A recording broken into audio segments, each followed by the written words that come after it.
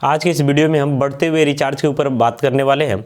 देखिए, कंपनियां कैसे कैसे धीरे धीरे जो है कस्टमर को अपने हाथ में लेती है, इसको जो हम लोग 2-4 साल के अंतर्गत फील कर चुके हैं।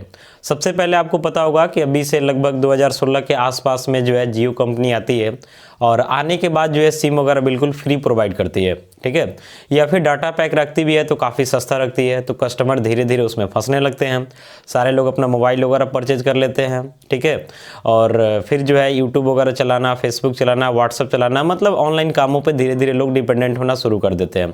लेकिन उसके बाद क्या होता है, उसके बाद पहले मतलब एयरटेल, वोडाफोन, आइडिया भी उस समय अलग था, तो उस समय जो है सबका रिचार्ज ज़्यादा था और जियो का रिचार्ज कम था। तो इस चीज़ को लेकर के बाकी कंपनियां परेशान हो रही थी, उनका चल नहीं रहा था, वे लोग भी अपने प्राइस को बाद में क्या किए, घटा लिए। लेकिन अब क्या हुआ, अब जो है सारे कंपनी वाले हमको लगता है कि प्लान कर लिए हुए हैं और सब लोग प्लान करके जो है काफ़ी तेज़ी से जो है अपने रिचार्जेस को बढ़ा रहे हैं। ऐसा नहीं कि अभी रिचार्ज का रेट बढ़ा, इसके पहले भी कुछ दिन रिचार्ज का रेट बढ़ा है, लेकिन अभी फिर से जो है हाल फिलहाल में 20 से 25% तक जो है रिचार्ज के प्राइस को फिर से बढ़ा दिया गया। पहले क्या था कि पहले एयरटेल वगैरह का अगर आप सिम यूज़ करते हैं तो रिचार्ज नहीं भी करते हैं तो कम से कम वैलिडिटी उसका बना रहता था। 31 डे की जगह पे आप उसको 30 डे कर दिए, 30 डे की जगह पे 28 डे कर दिए। अब तो इतना छोटा छोटा पैक आ रहा है कि यहाँ 7 डे का है, 25 डे का है, पता नहीं मंथली कितना धीरे धीरे जो है घटते जा रहा है। तो कंपनी वाले जो एक तरीका से क्या कर रहे हैं कि अपने जो है आउटपुट को घटा रहे हैं और इनपुट को बढ़ा रहे हैं। निकालने का मतलब है कि अपने रिचार्ज को बढ़ा रहे हैं, लेकिन अपना जो भी सुविधा है उसमें दिन को भी घटा रहे हैं। साथ ही साथ जो नेट का स्पीड होना चाहिए एक्चुअल वैसा कोई स्पीड नहीं है। कहने के लिए तो 4G है, लेकिन अगर आप गाँव वगैरह में चले जाते हैं या फिर शहर का भी बात करते हैं तो स्पीड के मामले में जो है काफ़ी स्लो है। तो एक तरफ तो अपने रिचार्ज को बढ़ा रहे हैं, लेकिन दूसरी तरफ स्पीड पे जो ध्यान देना चाहिए उस पर ध्यान दे नहीं रहे हैं। पहले क्या था कि लोग इतना ज़्यादा डिपेंडेंट नेट पर नहीं था, लेकिन अभी के समय लोग इतना ज़्यादा डिपेंडेंट हो गया कि कहीं भी 2-4 आदमी को देखिए तो एक दूसरे से बात करते हुए कम मिलेंगे, ज़्यादातर आपको मोबाइल यूज़ करते हुए मिलेंगे।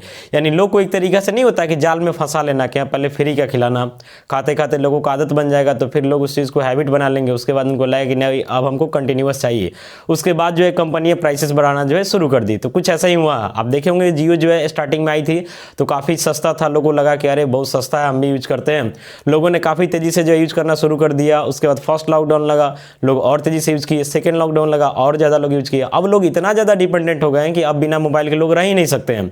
अब लोगों का बात करने का भी आदत अनलिमिटेड हो गया है। पहले लोग क्या था कि लिमिटेड बात करते थे, अभी लोग अनलिमिटेड बात करते हैं, अनलिमिटेड डाटा चाहते हैं। तो इसके लिए जो है कंपनियां इसका पूरा भरपूर फायदा उठा रही है। हालांकि कहा जाता है कि भारत में जो है अदर कंट्री के कंपैरिजन में जो डाटा सस्ता है, लेकिन फिलहाल जो भारत में भी रेट बढ़ने का जो स्पीड है तो हमको नहीं लगता है कि अब सस्ता होगा। आने वाले समय में काफ़ी ज़्यादा रेट बढ़ रहा है और इसमें सरकार का भी फिलहाल कोई फोकस नहीं है।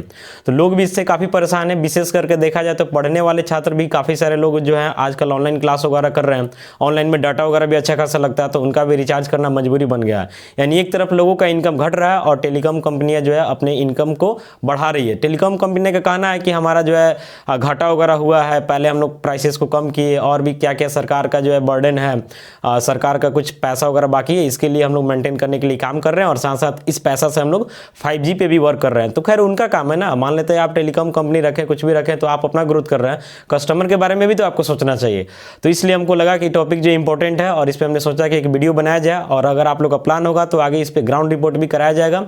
तो अगर आपको लगता है कि नहीं इस पर ग्राउंड रिपोर्ट जरूरी है तो आप कमेंट बॉक्स में जरूर बताइएगा। बहुत बहुत धन्यवाद।